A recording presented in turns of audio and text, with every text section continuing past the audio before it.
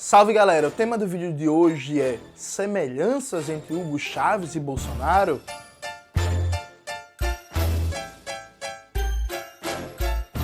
Antes de começar propriamente o tema do vídeo do canal, eu quero muito agradecer a você que ajuda a manter e melhorar nosso canal a partir do apoio. O seu apoio é fundamental para a gente continuar esse trabalho. Note, Cauê tá puto, que a gente vai gravar um react.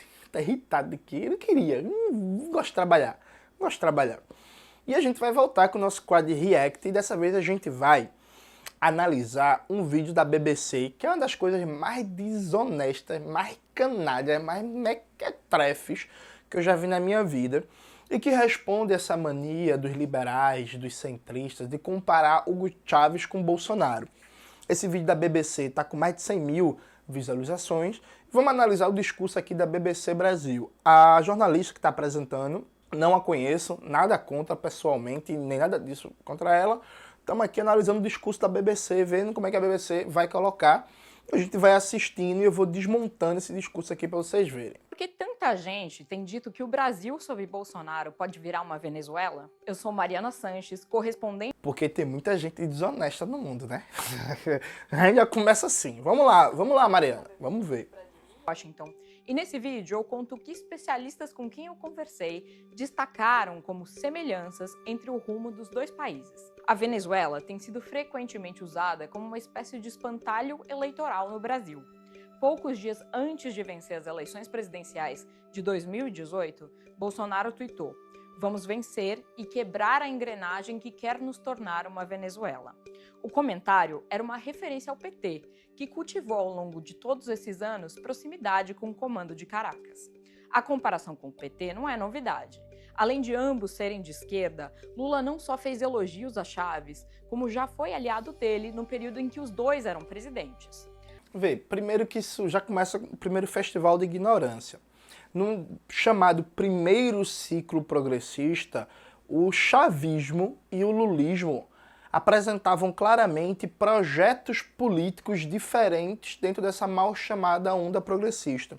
Se você lê Atílio Boron, se você lê Marta Haniker, se você lê Cláudio Katz, se você lê todos os grandes pensadores e pensadoras da América Latina, todos eles vão colocar como existia dois grandes campos na chamada primeira onda progressista. Um campo mais radical, capitaneado por Venezuela, Bolívia e, em menor medida, Equador, né, Hugo Chávez, Evo Morales e Rafael Correa, e um campo muito mais moderado, capitaneado pelo Néstor Kirchner, na Argentina, a Michelle Bachelet, no Chile, o Pepe Mujica, no Uruguai, e o Lula da Silva, no Brasil. Então, assim, em vários momentos, inclusive, o Lula foi obstáculo a projetos de integração regional do Hugo Chávez. É claro, Lula tinha uma boa relação com o Chávez, Lula tinha uma boa relação com a Venezuela, mas era uma boa relação dentro de uma concorrência de projetos rivais, disputando a hegemonia, o rumo das esquerdas. Quer ver um exemplo disso? A eleição no Peru. O Ollanta Humala,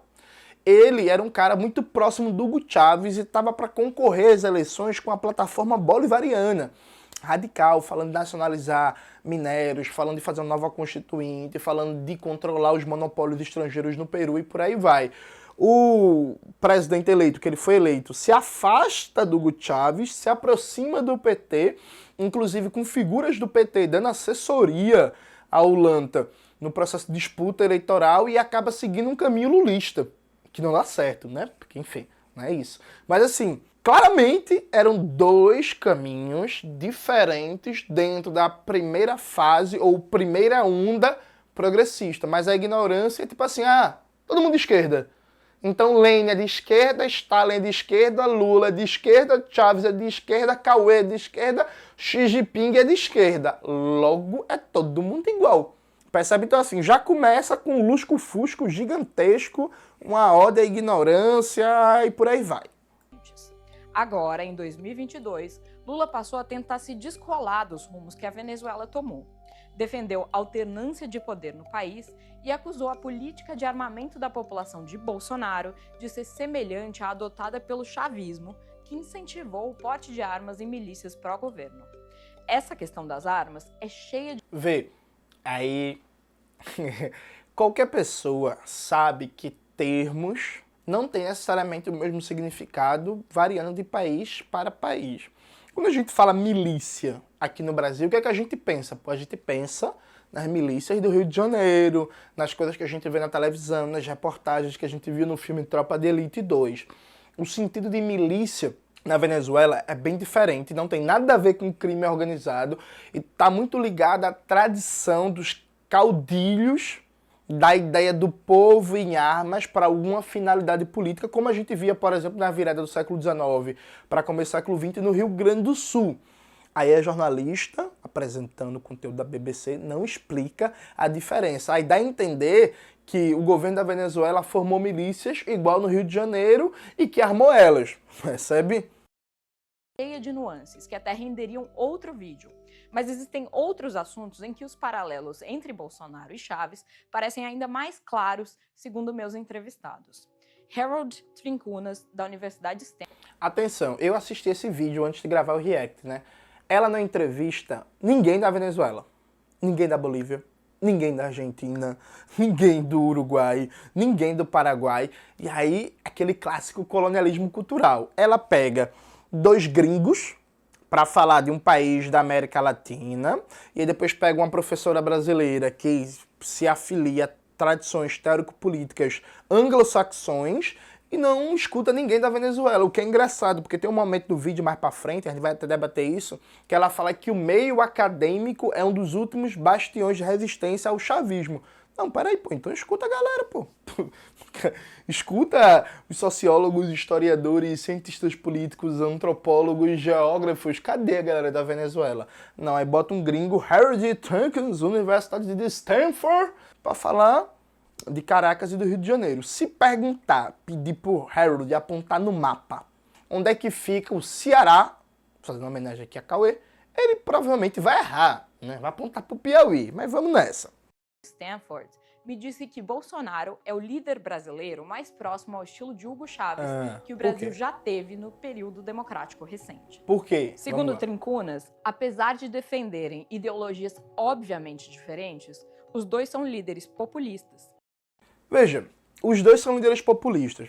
O que é o populismo? Populismo é um termo geral e genérico com diversos significados, normalmente usado pelo pensamento acadêmico ocidental, europeu, colonizante e liberal para demonizar lideranças populares ou lideranças políticas que tenham alguma preocupação com a classe trabalhadora. Então Brizola já foi chamado de populista, Jango já foi chamado de populista, Lula já foi chamado de populista, todo mundo que tem alguma preocupação com a classe trabalhadora, Prestes já foi chamado de populista, é chamado de populista.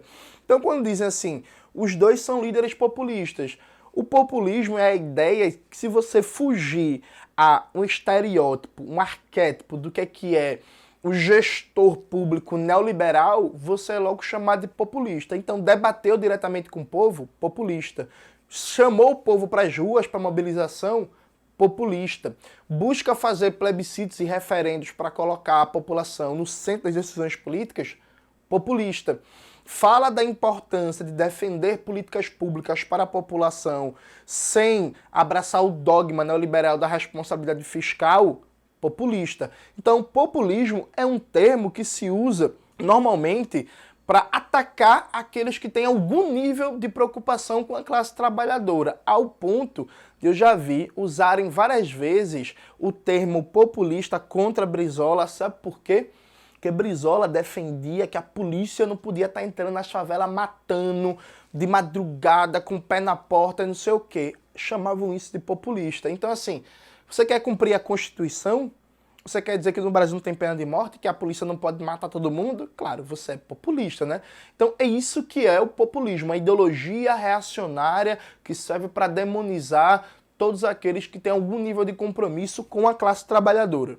De tal sorte que é um conceito vazio que não explica concretamente nada. Tem um livro do Agustín Cueva, O Processo de Dominação Política no Equador, em que o Cueva tenta fazer um debate muito qualificado sobre o que é populismo. O livro está aparecendo aqui, eu recomendo que vocês procurem ler, que vale a pena. Os populistas alegam conhecer e defender a vontade do povo e argumentam que são as instituições e as elites os empecilhos para que eles as coloquem em prática. Vem cá, quando foi que Bolsonaro se colocou contra a elite? Bolsonaro fez uma campanha dizendo que você escolhe ou direitos ou emprego. Bolsonaro passa todo o governo atacando direitos trabalhistas, atacando políticas públicas, defendendo privatização, dizendo que o Paulo Guedes está correto em tudo. Quando foi que Bolsonaro se colocou contra as elites? Percebe a falsidade desse argumento? Já o ex-ministro de Relações Exteriores do México, Jorge Castaneda, me disse que Bolsonaro adotou medidas do manual político de Hugo Chávez. Com mais ou menos sucesso, ambos atacaram a Suprema Corte e outras instituições, militarizaram o Estado, confrontaram a imprensa, incentivaram o armamento civil, se debateram com estatísticas oficiais e constrangeram, quando não demitiram, funcionários públicos. Aí, veja, ele cita uma série de coisas, o Jorge Castaneda, professor da Universidade de Nova York, cita uma série de coisas. E aí, eu vou me focar nessa questão do Supremo, que eu acho interessante. Não vou debater tudo isso que está colocado agora, que são várias mentiras, mas vamos avançar um pouquinho para vocês pensarem nisso. Não dá para concluir se Bolsonaro segue ou não os passos de Chávez, como sugere Castaneda, mas sabemos que o líder venezuelano esteve no radar de Bolsonaro. Em 1999, em entrevista ao jornal O Estado de São Paulo, Bolsonaro disse que Chávez era uma esperança para a América Latina e que gostaria que essa filosofia chegasse ao Brasil. Veja, em 1999, Chávez não era um cara declaradamente de esquerda. Era um cara, inclusive, com uma visão muito confusa, muito generalista. Chávez vai se radicalizando e vai se transformando numa figura, inclusive, socialista, no decorrer do seu governo, a partir da própria experiência política de sabotagem da burguesia. Em 1999, Bolsonaro era o militar nacionalista de direita que defendia um programa à la Ernesto Geisel. Lembra do Geisel? Do segundo PND, o Programa Nacional de Desenvolvimento?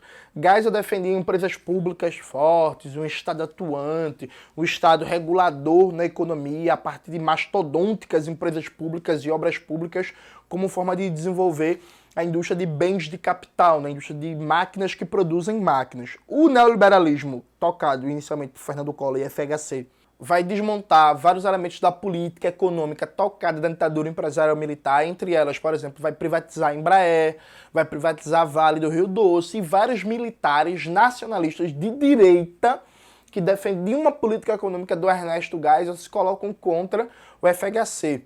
Bolsonaro é um deles. Bolsonaro acaba, inclusive, votando contra a maioria das privatizações de FHC. Votando, inclusive, junto com a esquerda. Mas não é porque Bolsonaro e a esquerda são iguais. O meu amigo Milton Temer, na época, era deputado pelo PT, no Rio de Janeiro, e Milton Temer votou. Teve o mesmo voto que Bolsonaro em várias posições, contra a privatização da Vale, contra a privatização da Telebrás, contra a privatização da Embraer. Aí vamos dizer o quê? Que Milton Temer, que o PT, que o PDT, que o PCdoB são iguais a Bolsonaro?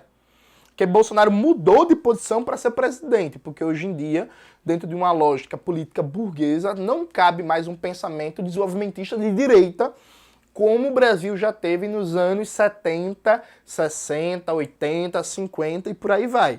Então veja que nunca a informação é contextualizada, mas já já a gente vai chegar nessa questão do STF e da Suprema Corte. E disse também, acho que ele vai fazer o que os militares fizeram no Brasil em 1964, com muito mais força. Só espero que a oposição não descambe para a guerrilha como fez aqui. Em 2020, já presidente, Bolsonaro repetiu ter achado maravilhoso ver Chávez vencer as eleições, mas contou que tinha se desiludido. Os dois têm origem parecida. Nasceram em cidades pequenas e de interior, tiveram infância simples e ingressaram ainda jovens em academias militares. Repara. Chávez chegou a coronel, Bolsonaro a capitão, e com níveis diferentes de gravidade, os dois responderam por acusações de terem cometido faltas disciplinares, o que acabou por afastá-los das Forças Armadas e os lançou definitivamente na política. Em 92... Veja, a jornalista, apresentando a versão da BBC, diz que Chávez e Bolsonaro cometeram faltas disciplinares. Não é isso? Vamos ver se ela vai explicar a origem dessas faltas disciplinares. Reparem com muita atenção agora. Vocês vão ver o centro da desonestidade de tudo. Como tenente-coronel, Chaves comandou uma tentativa de golpe de Estado. Por isso, ficou preso por 2 anos. Já Bolsonaro... Vem cá, por que Chaves tentou um golpe de Estado? Entendeu? Não falou, né? Vamos lá. Preste atenção, guarde isso. Ela falou que Chaves tentou um golpe de Estado, que não deu certo, mas não falou o motivo do golpe. Vamos nessa. Foi acusado em 87 de planejar uma série de explosões no Rio em protestos por melhores salários nos quartéis. Uma comissão do Exército chegou a determinar sua expulsão, mas no ano seguinte o Superior Tribunal Militar considerou as provas insuficientes e decidiu pelo não afastamento. No mesmo ano, Bolsonaro passaria à reserva e se elegeria como vereador no Rio de Janeiro. Depois de sua tentativa de golpe, Chaves levaria mais 6 anos para se transformar no comandante, como era chamado ao presidir seu país. Já Bolsonaro teve 7 mandatos consecutivos como deputado federal. Reparem a desonestidade da narrativa da BBC. Hugo Chávez tentou dar um golpe de Estado num regime político que você chama aquilo de democrático, mostra que você é um grande canalha, né? Porque vinha um regime político bipartidário com adeicos e copeanos se revezando, o Partido Comunista perseguido, criminalizado, sindicalista preso e morto à vera, militante preso e morto à vera. E aí tem um episódio do Caracaço, em que a polícia e as Forças Armadas matam centenas de pessoas. E o povo estava revoltado, sabe com o quê, meu parceiro? Com a fome, com a miséria, com a pobreza, que no âmbito daquele crescimento do neoliberalismo, a situação do povo da Venezuela, que já era trágica, só estava piorando. E aí a galera se revoltou, foi para as ruas, teve saque, teve protesto e o exército meteu bala. Tem gente que fala em 2.000 mortes, tem gente que fala de 5.000 mortes, gente que fala de 6.000 mortes.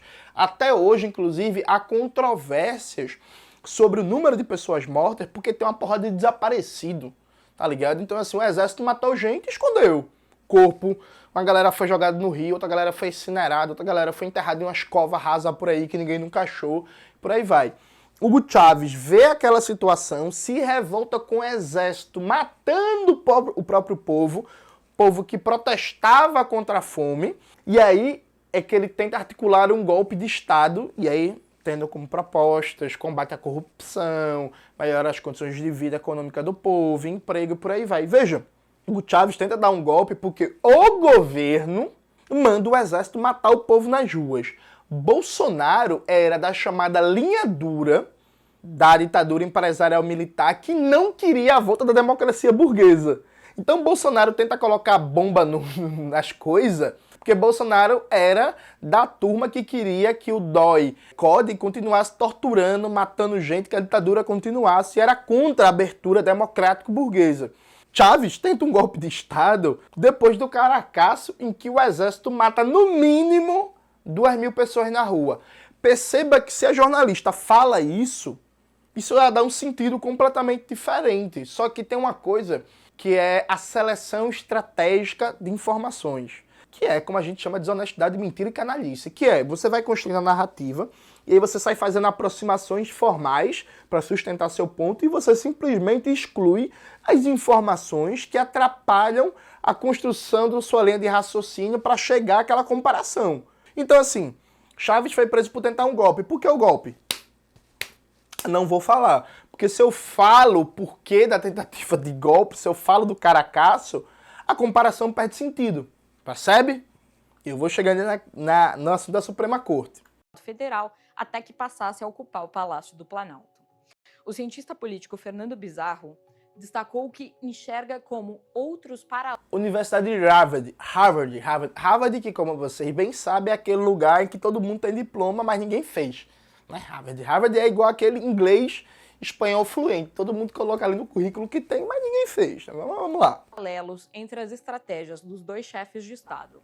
Logo após serem eleitos, tanto Bolsonaro quanto Chaves seguiram uma espécie de campanha para mobilizar a população em torno da oposição entre o bem, seu próprio governo, e o mal, os demais poderes e a máquina estatal. Segundo ele, o objetivo seria, a partir do conflito institucional, tentar esticar os limites dos seus próprios poderes. E um dos alvos centrais nessa estratégia é o ataque às Supremas Cortes. Veja. Usando da força do poder, queiram dar outro rumo para o nosso país. Chaves acusava o Tribunal Constitucional de golpismo e corrupção e dizia que os juízes da corte atentavam contra os interesses nacionais. Em 2003, ele conseguiu aprovar uma lei que permitiu o aumento do tribunal de 20 para 32 ministros, além de povoar a corte com juízes aliados. Ô, gente, o que foi que aconteceu de 2002 para 2003 na Venezuela? Alguém sabe? Porque, repara a narrativa cretina. Chaves e Bolsonaro criticam a Suprema Corte. Vamos lá. Bolsonaro começa a criticar o STF de maneira vigorosa a partir de 2019. Não tinha acontecido nada. Bolsonaro não tinha nenhuma pauta barrada pelo STF, nada. Bolsonaro começou a atacar o STF na tentativa dele de ter mais amplitude de poderes para governar e de acelerar o processo de mudança de regime, numa perspectiva de uma regressão reacionária da democracia burguesa no Brasil. Mas o que foi que aconteceu com o Hugo Chávez, gente? Em 2002 para 2003 ele sofreu um golpe de Estado. Ele foi sequestrado. Obrigaram ele a assinar a rendição. Tentaram matar o Hugo Chávez.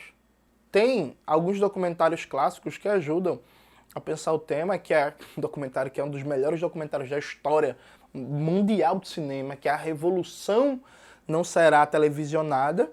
E tem um documentário do Oliver Stone, Ao Sul da Fronteira. Ambos os documentários estão no YouTube, estão aparecendo aqui. Então veja, o que foi que aconteceu? O Pedro Carmona, que foi a liderança máxima do golpe que foi apoiado pela BBC, foi apoiado pela Folha de São Paulo, foi apoiado pelo The New York Times, foi apoiado pelo Estadão, foi apoiado pela The Economist, foi apoiado pelo governo dos Estados Unidos e por aí vai. Pedro Carmona dá um golpe de Estado, manda fechar o Congresso e a Suprema Corte. Hugo Chávez consegue se recuperar e derrotar o golpe de Estado, um golpe de Estado clássico, uma quartelada mesmo, milico na rua, sequestrando o presidente, cercando o palácio, dizendo que ia bombardear o palácio de Miraflores, a sede do governo da Venezuela, se a galera que estivesse lá não saísse, e apontando uma arma para a cabeça do Hugo Chávez, dizendo que se ele não assinasse a renúncia, ele ia ser morto. Isso é derrotado, e eu não vou dar detalhes dessa derrota, veja um documentário, A Revolução Não Será Televisionada. Em seguida, Hugo Chávez tenta punir os golpistas, e Hugo Chávez restitui o STF, a Suprema Corte, que tinha sido fechada pelo Pedro Carmona, o golpista, com que a BBC apoiou o golpe. O Estadão, a Folha de São Paulo, a Veja, o The New York Times, o The Economist, o The Wall Street Journal, todo mundo apoiou o golpe. O Pedro Carmona fecha a Suprema Corte, o Hugo Chávez volta ao governo, derrota o golpe de Estado. A Suprema Corte é restituída pelo Hugo Chávez, que não foi derrubado pelo golpe. Só que aí os golpistas, há um movimento de rearticulação deles e há um movimento na Suprema Corte de perdoar os golpistas, de impedir a punição, de impedir reformas no Exército, de impedir o afastamento dos generais golpistas. O Hugo Chávez mostra que a Suprema Corte estava querendo ajudar a manter todos os golpistas circulando na cena política, e Chávez estudou a história da América Latina. Chávez não é otário, faz o debate e a denúncia pública sobre o papel da Suprema Corte, e é aí que ele consegue aprovar a legislação que amplia o número de juízes para modificar aquela política de proteção aos militares golpistas. Chávez dá uma resposta ao dilema de Jango. Sabe qual é o dilema de Jango? Peguem um livro do Muniz Bandeira sobre o Jango, que vocês vão verem o seguinte. Em 1962, entrou no Brasil quase 5.000 estadunidenses. Era tudo agente da CIA. O governo Jango sabia que era agente da CIA, tá ligado? Só que aí, qual foi o dilema do Jango? Porra, se eu boto pra fora esses espiões que estão entrando no Brasil, o governo dos Estados Unidos vai dizer que eu sou anti-americano e vai tretar comigo. Então, eu não vou me indispor diretamente com o governo dos Estados Unidos e vou permitir que os espiões da CIA circulem livremente pelo Brasil. Mas, ao permitir isso, o Jango facilitou a desestabilização do seu governo. Então o Jango olhou assim, porra, compra uma briga direta com os Estados Unidos, botando os espiões da CIA para fora, não, vou comprar não. E foi derrubado, com a ajuda fundamental dos espiões da CIA atuando no Brasil. Hugo Chávez olhou isso e falou, menino, peraí. Então quer dizer que um bando de general golpista, milico golpista, tenta me matar, ameaça bombardear a equipe governamental que estava no Palácio Miraflores, manda fechar o Congresso, manda fechar a Suprema Corte, mata a gente na rua. Aí depois que o golpe é derrotado, aí ninguém vai ser punido. Aí não vai ter reforma nenhuma nas Forças Armadas. Aí vai ficar tudo do mesmo jeito para os golpistas se rearticularem e tentarem um golpe de novo. Não. Entende? Tipo, e é isso que não é falado, percebe? Tipo assim, em 2003 Chaves consegue aprovar uma legislação que amplia a Suprema Corte. Conseguiu por quê? O que foi que aconteceu? Percebe que não é dado contexto. São informações jogadas, como se fosse um grande mosaico sem pé nem cabeça para construir a imagem que querem passar. Chaves conseguiu também o poder de afastar ministros por condutas que ferissem o que ele via como interesse nacional. Durante a campanha eleitoral de 2018, Bolsonaro já defendia o aumento no número dos juízes, dos 11 atuais para 21. E ele disse o seguinte: é uma maneira de você colocar 10 isentos lá dentro, porque da forma como eles têm decidido as questões nacionais, nós realmente não podemos sequer sonhar em mudar o destino do Brasil. Sua base no Congresso... Detalhe, inclusive, isso é mentira que o Hugo Chávez podia, ele, afastar ministro do STF, viu? Não é assim um procedimento, não é assim que funciona a Constituição na Venezuela. Eu vou deixar, inclusive, um livro organizado pelo saudoso professor Luiz Vicente Vieira, que faz um debate sobre a arquitetura institucional da Venezuela. Está aparecendo aqui para vocês comprarem, baixarem o PDF, darem uma lida, para entender como é que funciona o sistema jurídico-político da Venezuela. O Congresso tentou alterar a idade de aposentadoria dos ministros para patamar menor do que o atual, e assim levar alguns a deixarem a corte e abrir espaço para seus indicados. A manobra não vingou. Mais uma área em que a atuação dos dois tem semelhanças. Não, e aí, só para voltar um ponto importante, veja, a modificação da Suprema Corte da Venezuela aconteceu depois de um golpe contra o Hugo Chávez. Já o Bolsonaro quer mudar a composição do STF para dar um golpe. Então, assim, é em tudo antagônico. E essa galera é desonesta. Por exemplo, por que ninguém compara o Bolsonaro com o Frank Delano Roosevelt? Sabe o Roosevelt, gente? Aquele que foi presidente 4 vezes dos Estados Unidos e não foi mais porque morreu, viu? Porque do jeito que tava indo, ganhava a quinta eleição. O Roosevelt também tentou mudar a composição e o número de membros na Suprema Corte dos Estados Unidos. Quer dizer que o Bolsonaro é o quê? É um Rooseveltiano, é? Ou o Hugo Chávez é Rooseveltiano? Não entendi. Vocês sabiam que o Frank Delano Roosevelt tentou mudar a composição da Suprema Corte? Eu aposto que não. Vocês sabiam que no pós-Segunda Guerra Mundial, por causa da força dos partidos comunistas e social-democratas, houve uma tendência a aumentar o poder das Suprema Cortes e aumentar, inclusive, sua composição com figuras conservadoras? Mudar a composição da Suprema Corte e alterar suas funcionalidades é algo constante em vários momentos da história do capitalismo.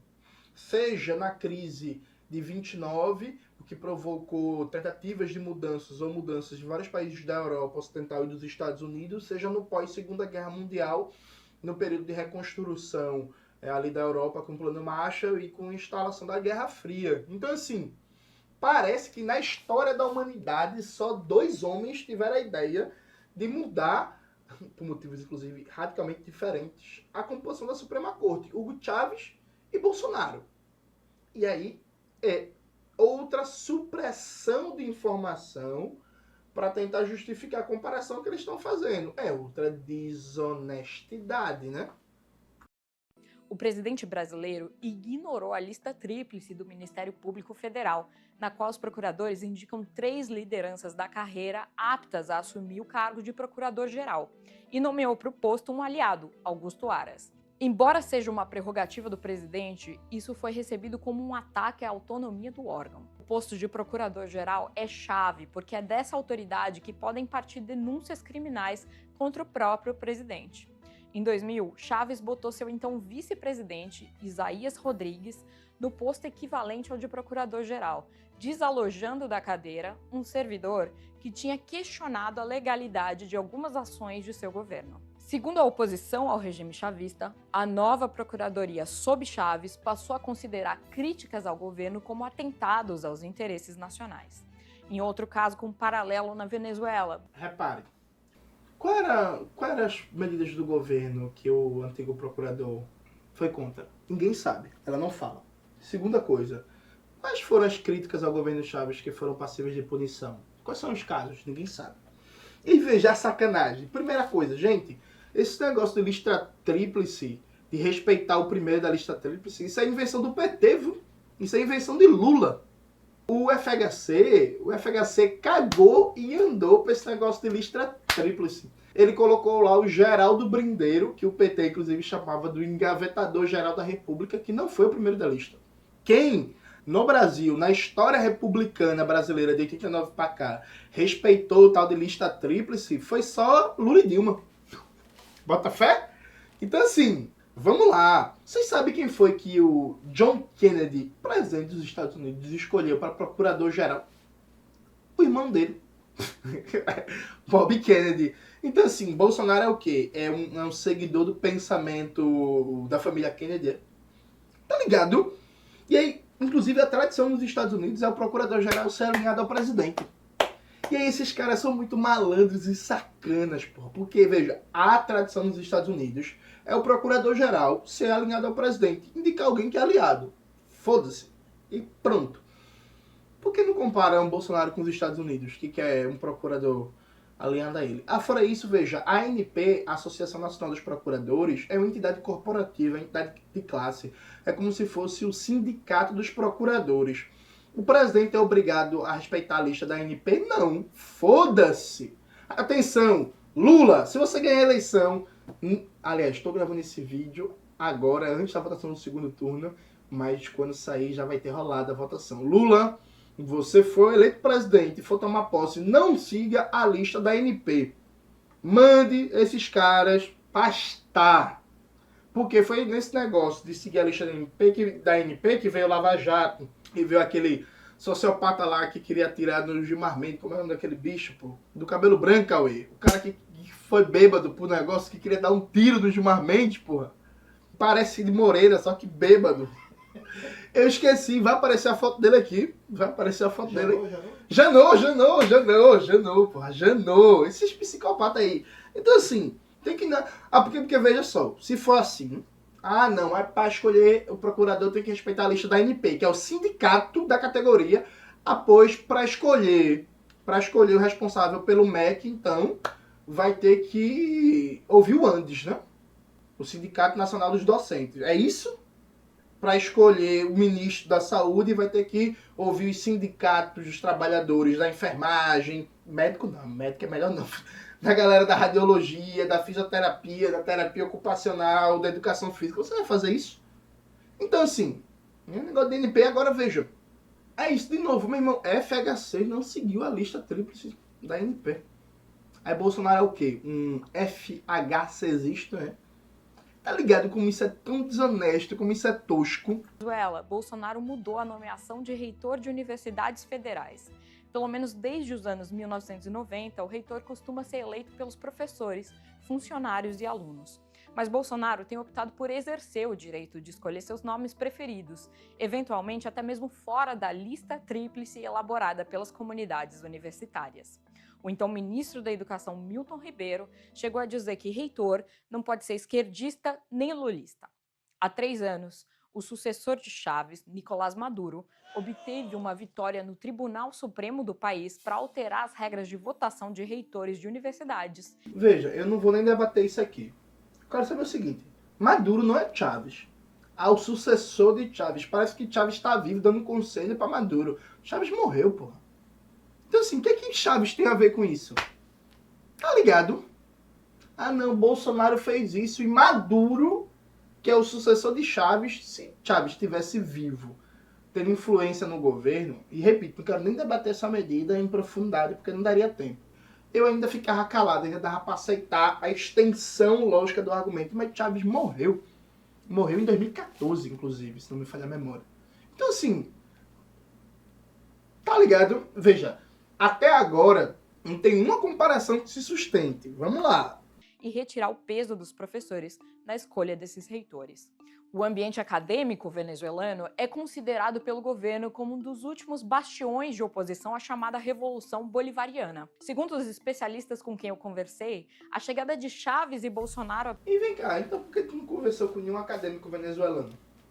Botou o Jorge Castaneda do México, que tá lá na Harvard, na puta que pariu, botou outro cara que tá na Harvard, botou outro cara que tá em Stanford. Por que tu não conversou com os venezuelanos? Cadê os acadêmicos venezuelanos? Porque na Universidade de Caracas, alguém pode dizer assim, Jones, é que eles não podem falar. Mentira. Mentira. Porque se você acompanhar, por exemplo, eu acompanho o Clarim, que é uma espécie de Folha de São Paulo da Argentina. Toda semana tem um bocado de acadêmico venezuelano falando merda lá. Tá ligado? Os de direita, neoliberais e tal. É mentira. A oposição na mídia na Venezuela é gigantesca. 90% da televisão venezuelana é oposição ao governo, do PSUV. Tá ligado? Então, tipo, o próprio PCV, inclusive, o Partido Comunista Venezuelano, não apoia mais o governo Maduro, tá? Inclusive, várias contradições com o governo, chegou a ser perseguido pelo governo Maduro, e tem vários intelectuais, acadêmicos ligados ao PCV que estão todo dia falando. Tem canal no YouTube, tem site, tem blog, escreve livro, tá debatendo, tá lançando. Então, assim, cadê? Chávez e Bolsonaro à presidência marca também o retorno dos militares à máquina do Estado. Os dois países viveram períodos de ditadura militar. No caso venezuelano, o regime tinha se encerrado em 1958. Já no Brasil, a ditadura acabou em 1984. O retorno dos militares a funções centrais no Estado brasileiro começou na gestão de Michel Temer, mas é com Bolsonaro que o processo se aprofundou. Um levantamento feito pelo Tribunal de Contas da União, o TCU, em 2020, identificou 6.157 militares da ativa e da reserva em cargos civis no governo Bolsonaro. O número é mais do que o dobro do que havia em 2018, na gestão Temer, e supera até mesmo as cifras registradas durante a ditadura. Na Venezuela, a manutenção do regime chavista se fia hoje basicamente no apoio militar. Chávez também investiu no aumento da educação militar no país. Veja, isso é mentira que a Venezuela sustenta basicamente no apoio militar. Isso é conversa. Agora, note, o crescimento da importância das Forças Armadas no projeto chavista se deu por um motivo bem simples e objetivo. O golpe de Estado, meu parceiro. Repito, vão assistir o documentário A Revolução Não Será Televisionada. A Venezuela, desde que Chávez ganhou a primeira eleição para cá, sofreu no mínimo 8 tentativas de golpes de Estado. Isso dá uma média de 2, 3 tentativas de golpe de Estado. Aliás, isso dá uma média de uma tentativa de golpe de Estado a cada 2, 3 anos, porra. Faz pouco tempo, um conjunto de mercenários saído dos Estados Unidos tentou entrar na Venezuela e foi capturado por uma colônia de pescadores. Sabe, tipo... Então, assim, bicho, todo projeto político, todo país, toda liderança ameaçada por um poder militar maior vai necessariamente buscar se armar. Então, os Estados Unidos têm base militar em toda a América Latina, cercando a Venezuela. Os Estados Unidos reativou a Quarta Frota, que ameaça também a Venezuela. Os Estados Unidos militariza a Colômbia até o talo, que é militarizada até o talo, que nos últimos anos teve vários conflitos militares na fronteira Colômbia e Venezuela. Os Estados Unidos usa agente secreto a porra inteira para tentar derrubar o governo chavista e em seguida o governo Maduro. Isso provoca um recrudescimento da militarização do projeto político bolivariano e a culpa é porque o Chávez é autoritário. É isso mesmo?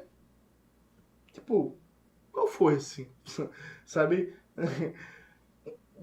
O nível é tão grande de desonestidade que as pessoas não colocam que a preocupação central de Chávez com a questão militar como elemento estruturante do projeto bolivariano veio com golpe, meu parceiro.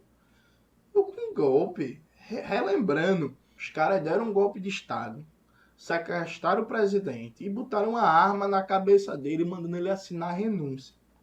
Aí, é assim, né? Eu peço desculpa ao palavrão aí ao senhor e à senhora da família brasileira que assiste esse vídeo, mas é o famoso acordo caracu, né? Porque, veja, os caras dão um golpe de Estado, botam a arma na cabeça do presidente, ameaçando matar ele, mandando ele assinar a renúncia. Os caras são militares. Aí, em seguida, os caras não querem que o presidente que derrotou a tentativa de golpe de Estado faça uma reforma nos militares e tome a questão militar como questão central. Mas peraí, pô, vocês querem que o cara esqueça, é? Vocês tentaram um golpe de Estado, que vocês cooptaram o militar e que botaram arma na cabeça dele. É mesmo isso, né? Vocês querem que o cara esqueça o que foi feito com Salvador Allende no Chile, o que foi feito com João Goulart no Brasil, o que foi feito na Argentina, o que foi feito no Uruguai, o que foi feito no Peru. Aí quer dizer que a burguesia e o imperialismo, a burguesia de cada país e o imperialismo, dá golpe de Estado usando as Forças Armadas no continente inteiro, desde o começo do século XX até hoje. Aí o cara lidera um projeto político que tem uma contradição estrutural com a burguesia do país e com o imperialismo estadunidense, sofre ele próprio um golpe de Estado com militares colocando uma arma na cabeça dele e obrigando ele a assinar uma renúncia. Aí você não quer que ele não faça nada. Questão militar, né? É tipo assim, pra mim, sabe que é um exemplo clássico disso? É assim, os Estados Unidos pega e coloca mais de 40 mil soldados e armas nucleares na fronteira da Coreia do Norte, ou apontado para a Coreia do Norte, ali, entre Japão e Coreia do Sul. Cerca a Coreia do Norte de armas nucleares, de soldado, de base militar e não sei o quê. A galera da Coreia Popular olha isso e fala, porra, é isso, é? Ah, então a gente vai desenvolver nosso programa balístico e a gente vai desenvolver nossa arma atômica, nossa bomba atômica. Porque, veja, antes da Coreia do Norte ou Coreia Popular ter uma bomba atômica, tinha armas atômicas dos Estados Unidos estacionados na Coreia do Sul, apontado para a Coreia do Norte. Aí depois que a Coreia do Norte desenvolve a bomba atômica, os Estados Unidos falam, olha isso, a Coreia do Norte está ameaçando a segurança e a paz no mundo. Eles têm uma bomba atômica. Mas, meu parceiro, você colocou a bomba atômica primeiro na fronteira dos caras. Aí você quer colocar a bomba atômica... It was at this moment that he knew. He fucked up. Na fronteira dos caras e não quer que os caras se defendam. Nomeou um general para o comando da petroleira estatal, do mesmo modo que Bolsonaro em 2021 com a Petrobras, e alocou um militar até no Ministério da Saúde, o que Bolsonaro repetiria com o general Eduardo Pazuello. A cientista política Daniela Campelo destaca ainda outros finalmente uma brasileira. Paralelos entre o chavismo e o bolsonarismo, a contestação de estatísticas oficiais. Em maio de 2020, o governo de Nicolás Maduro anunciou que a Veja, de novo, não vou fazer um debate sobre o governo de Nicolás Maduro, porque meu objetivo é falar de Hugo Chávez. Ponto. O governo Maduro é outra coisa, a gente faz esse debate em outro momento. Mas veja, de novo, porra, o que Chávez tem a ver com isso? O governo Chávez foi reconhecido pela FAO, tá aqui aparecendo notícia, até 2014 a Venezuela era exemplo de combate à fome. A Unesco reconheceu a Venezuela como exemplo de combate ao analfabetismo. A OMS reconhecia os avanços da Venezuela na área da saúde, no combate à desnutrição infantil, à mortalidade infantil, no avanço ao direito à saúde, melhora do saneamento básico, acesso à água potável, a cura de doenças, sabe? Cobertura de atenção básica ou atenção primária à saúde. O que é que o Hugo Chávez tem a ver com Bolsonaro, boy? E aí, tipo, Maduro e Chávez não são a mesma coisa. Mortalidade infantil.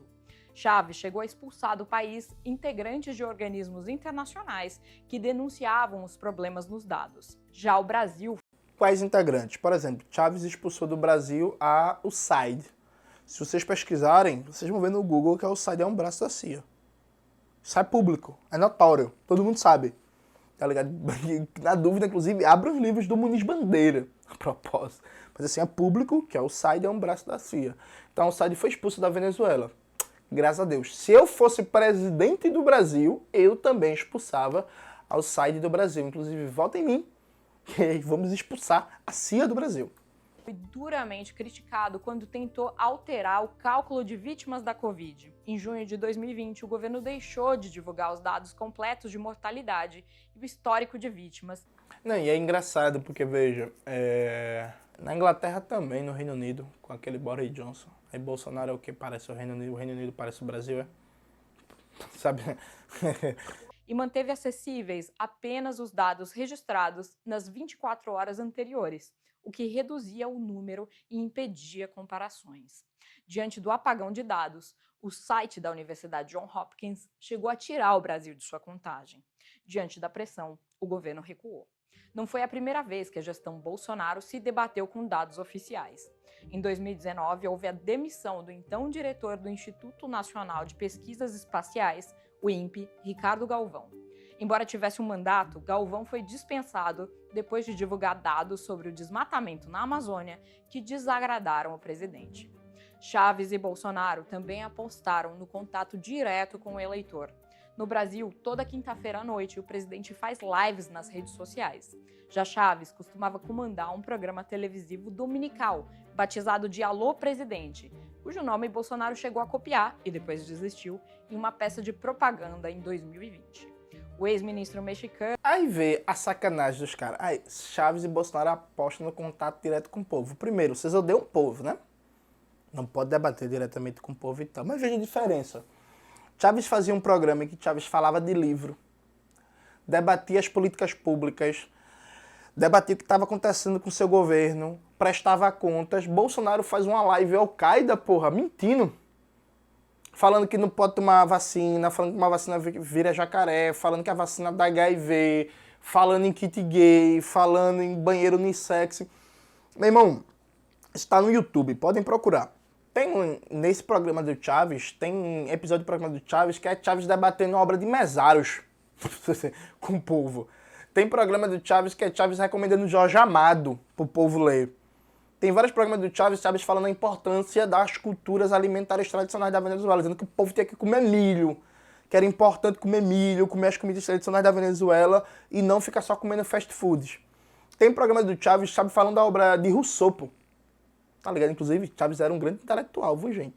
O leitor assíduo de Lenin, de Rousseau, de Carl Schmitt, de Maquiavel, de Silva Mesaros, de Simão Bolívar, de Simão Rodrigues, de José Martí, por aí vai. Então, tipo assim, um cara usa o programa de TV para conversar com o povo sobre política educacional, política de saúde, política agrária, a obra de Mesaros, a obra de Rousseau. Outro cara faz uma live Al-Qaeda para falar de banheiro unissex, de mamadeira de piroca, de kit gay, pra mentir. Os dois são iguais, né? Porque um faz live e outro tem um programa de TV. Tá ligado que isso é... E aí, de novo, veja. O Franklin Delano Roosevelt tinha um programa de rádio, que seria o equivalente na época dele à TV, e falava diretamente com a população. Aí Bolsonaro é o quê? É Rooseveltiano, né? Bolsonaro tá imitando Roosevelt. Sabe? É a beira do deboche. Jorge Castanheda me diz que a comunicação direta com o eleitor não é só uma preferência, mas também uma forma de driblar perguntas difíceis e incômodas da imprensa, com quem Chaves e Bolsonaro acumularam intensos embates. Bolsonaro chegou a pôr em dúvida repetidas vezes a renovação da concessão pública da TV Globo, emissora mais vista do país. Chaves foi mais longe e cassou a licença da Rádio Caracas Televisão, então líder de audiência. A emissora saiu do ar em 2007 e nunca voltou. O governo de Chaves também abriu investigações administrativas contra outros veículos. Primeiro, o Bolsonaro é só bravata contra a Rede Globo. Inclusive, durante a eleição, o pagamento de verba de propaganda para a Rede Globo cresceu. Então, assim, Bolsonaro nunca cassou a concessão pública da Rede Globo. É só bravata, objetivamente. E Chaves também não cassou o direito de concessão da RCTV. Eu tenho uma matéria aqui e vou postar na descrição do vídeo, vocês estão vendo aqui. Houve uma não renovação. Então, primeiro, isso é mentira. Porque, veja, imagina que tem uma data para acabar a concessão. Quando você não renova, isso não é o mesmo que cassar. Cassar é uma concessão que, no meio, aí você quebrou o contrato. Você não renovar não é o mesmo que cassar. Então, primeiro, é mentira da BBC. Segunda coisa, gente, qual era a justificativa do governo para não renovar a concessão da RCTV? Ela apoiou o golpe de Estado. Meu irmão, o Chaves ainda demorou, porque o Chaves, inclusive, ainda foi um legalista, porque ele esperou acabar o contrato de concessão e aí não revogou, que é uma prerrogativa do Estado. Eu teria cassado, viu? Se uma emissora de TV funciona como emissora oficial do golpe, legitimando um golpe de Estado. Inclusive, isso está muito bem descrito nos documentários, repetindo, A Revolução não será televisionada e Ao Sul da Fronteira. E também tem uma série de literatura que eu vou colocar aqui para vocês. Se uma emissora dá um apoio aberto a um golpe de Estado, eu, quando volto ao governo, eu caçava ela. Inclusive, faço das palavras de Leonel de Moura Brizola a minha. Eu, fosse presidente do Brasil, minha primeira medida seria fechar a Jovem Pan, pelo que ela fez durante a pandemia. Em seguida, fazia uma profunda investigação sobre a concessão da Record, do SBT e da Rede Globo, se estão cumprindo os critérios constitucionais e legais para exercer uma concessão pública. E no período de renovação não renovava de nenhuma delas, porque nenhuma tem uma obrigação real com o bem-estar do povo brasileiro e da soberania nacional. Era isso. Então já fica outro elemento aí de propaganda presidencial futuro aí, que é a Jovem Pan fechada. Tamo comigo. Segundo relatórios da ONG Human Rights Watch, e aplicou multas que com frequência resultaram em sufocamento financeiro de órgãos de imprensa. Em outras situações, o regime usou seu poder... Aí não pode multar não, né? Aí imagina se um governo digno multa a Jovem Pan por estar mentindo durante a vacina e a Jovem Pan fecha. Tá errada? Toma. Poder de financiamento por meio de compra de anúncios para obter a simpatia de veículos. Já no Brasil, pela primeira vez em 20 anos, em 2021, um relatório da ONG Repórteres Sem Fronteiras colocou o país na zona vermelha, a mais restrita em termos de liberdade de imprensa, a mesma em que está a Venezuela. O relatório da organização... Gente, pela primeira vez em 20 anos, o Brasil foi colocado na zona vermelha em termos de liberdade de imprensa. Pela primeira vez em 20 anos. Faz mais de 30 anos que a mídia brasileira defende destruir direitos trabalhistas, privatizar tudo, criminalização a movimentos sociais e tem uma reca de programa policial defendendo todo dia mata preto, pobre na favela, dizendo que a polícia tem que bater. Isso nunca foi um problema. Agora, pela primeira vez, o Brasil entrou na zona vermelha. Vocês entendem? Quem viveu aqui? Vamos lá. Não sei você que está me assistindo agora, mas você que tem mais de 30 anos, você que está na idade de Cauê aí, que é um coroa, de meia idade, você lembra do período FHC? Você lembra que não tinha crítica ao FHC? Quem acompanhava a cobertura jornalística, e que o FHC era blindado até o talo para fazer as privatizações, os desmontes, as paradas todas. Isso era um problema? Não. Só tem um problema agora. Entendeu? Pronto. A organização em 2021 fez a seguinte descrição. O trabalho da imprensa brasileira tornou-se especialmente complexo desde que Jair Bolsonaro foi eleito presidente em 2018. Insultos, difamação, estigmatização e humilhação de jornalistas passaram a ser a marca registrada do presidente brasileiro. O que é verdade. É claro que, apesar das características em comum destacadas aqui, Bolsonaro e Chaves também têm grandes diferenças. Quais são? O viés liberal de um versus a economia estatizante de outro é possivelmente a maior delas. É isso, pessoal. Aí veja. Ela leva o vídeo todo fazendo comparações desonestas e descontextualizadas sobre Hugo Chávez e Bolsonaro, para ir nos últimos 20 segundos de vídeo falar, não, mas tem a diferença que Bolsonaro é liberal e Chávez é estatizante. Veja, vamos lá, 5 diferenças básicas, bem rápido. Na época do governo Chávez, a Venezuela foi reconhecida pela FAO como exemplo de combate à fome. Do Brasil, o governo Bolsonaro, a fome cresce como nunca. Durante o governo Chávez, pela primeira vez na história da Venezuela, a renda petroleira foi usada em benefício do povo. Bolsonaro está entregando postos de pré-sal, está entregando oleodutos, está entregando refinaria ao capital estrangeiro, tudo de graça. Durante o governo Chávez, o ensino público se ampliou como nunca na história da Venezuela e foi o maior processo de expansão do acesso à escola e à universidade desse país. O governo Bolsonaro não construiu nenhuma universidade. Durante o governo Chávez, foi feito o maior programa de cultura, de ampliação e de acesso à cultura da história da Venezuela, ao ponto de mais de 1 milhão de crianças se formarem em, por exemplo, música clássica. O governo Bolsonaro é inimigo da cultura. Durante o governo Chávez, nós tivemos o maior programa de moradia popular da história da Venezuela, com mais de 2 milhões de casas entregues. O governo Bolsonaro acabou com Minha Casa Minha Vida e o Casa Verde e Amarela não entrega, como diria Lula, porra nenhuma. Então, assim, a gente pode citar 1 milhão a mais de diferenças, percebe? Inclusive tem um vídeo no meu canal, Por que eles odeiam Hugo Chávez, que eu recomendo muito vocês assistirem. Então veja, esse é o modo da mídia burguesa, dos acadêmicos liberais, dos acadêmicos conservadores, desse terceira via, desse povo, Pedro Doria, Tabata Amaral, Vera Magalhães, Folha de São Paulo, Estadão. Quem compara Bolsonaro com Hugo Chávez só tem duas alternativas: ou é um ignorante ou é um desonesto. Normalmente na grande mídia e na universidade, no pensamento acadêmico burguês, as duas coisas caminham lado a lado. São pessoas ignorantes e desonestas. Pessoas que nunca leram nada sobre a Venezuela, pessoas que nunca leram os debates acadêmicos venezuelanos, pessoas que não conhecem a história da Venezuela, não conhecem a história da América Latina, não fazem ideia dos debates que acontecem no país e por aí vai. Não acreditem nessas comparações grotescas, bizarras e equivocadas.